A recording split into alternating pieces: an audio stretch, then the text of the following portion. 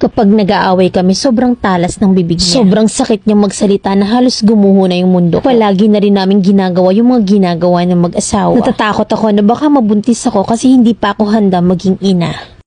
May isang tao na nakilala ko dati na baliw ako sa kanya. Nung nangligaw siya sa akin ay sinagot ko naman kasi para sa akin ay siya yung hinahanap kong lalaki. Mapagmahal, sweet, kind, protective man kung baga. At hindi ako hahayaan na masaktan. Pero nagbago ang lahat nung niyaya niya ako sa fun run doon sa barangay namin at iba yung kasama niya. Nasaktan ako kasi nakita ko siyang iba yung kasama na dapat ako yun. Nakipag-break ako sa kanya kahit na masakit kasi I know my worth. Hindi ko deserve ang lalaking manloloko at ayokong maging martir dahil lang sa pag-ibig. At sa point na nasaktan ako ng sobra, nandyan pa rin yung lalaki na nanliligaw sa akin dati. Pinahilom niya yung puso kong sugatan. Nanligaw siya sa akin nung grade 10 pa ako noon at pandemic noon. Inignore ko siya kasi akala ko lahat ng lalaki sasaktan lang ako. Kilala ko na rin yung guy na to kaya naman sinagot ko na rin agad. Same school kami kaya naman mas nakilala ko pa siya. Siya yung naging service ko kasi may motor siya at hatid sundo niya ako sa eskwela. Na habang tumatagal ay mas minahal ko pa siya at dumating sa point na niyaya na niya akong Nag-check-in kami sa malapit na hotel sa amin. Natakot ako pero sumama ako sa kanya. Sabi ko sa kanya, hindi ba ako mabubuntes? Kasi first time ko yun at 17 years old lang ako noon nung lumandi ako. At hindi rin naman natuloy kasi sabi ko ayoko na kasi sobrang sakit. Hindi naman niya ako pinilit kasi nakikita niyang dumudugo na yung kifi ko. Buong buhay ko sa kanya ko lang binigay yung bandera ko. Kasi sobrang strict ng parents ko pagdating sa akin. Sa ngayon ay kami pa rin at legal kami both side. Okay naman ako sa mga magulang niya at okay rin naman siya sa mga magulang ko. 19 years old na ako at siya naman ay 20 years old at pareho kaming may trabaho. Pero LDR kami ngayon. Matatag ang relasyon namin at ngayon nga ay 2 years and 3 months na kami at wala naman akong problema sa kanya. Kasi super understanding siya at ipinapakita ko man ng tunay na ako, nandyan pa rin siya. Mapagmahal siya sa pamilya niya at minamahal niya ako ng tama. At kahit na nga hindi pa kami mag-asawa ay binibigyan niya ako ng pera. At sa pagkain naman ay super spoiled ako sa kanya. Wala rin ako nakita ni isang babae at super loyal siya sa akin. Sobrang mahal na mahal ko siya. Ang konting problema ko lang talaga sa kanya ay kapag nagagalit siya sa akin, sobrang sakit niyang magsalita. Sobrang talas niyang magsalita na halos gumuho na yung mundo ko. At palagi na rin namin ginagawa yung mga ginagawa ng mag-asawa na palagi na rin kami nagsisaya. Pinipigilan naman namin na hindi kami magkita at walang mangyari sa amin kasi minsan natatakot ako na baka mabuntis ako kasi hindi pa ako handang maging ina. Nagigilty ako sa mga ginagawa namin. Alam kong mali yung ginagawa namin na kasi nga hindi pa naman kami mag-asawa. Alam ko na maraming maghuhusga sa akin kasi bata pa ako nang lumandi ako. Hindi ko na alam yung gagawin ko kasi nagigilty ako na paulit-ulit na lang may nangyayari sa amin na kahit na nga magjowa pa lang kami, kailangan ko ng real talk advice, Mami Len. Sana'y mapili mo yung aking kwento. Letter sender, Angel ng Calamba, Laguna.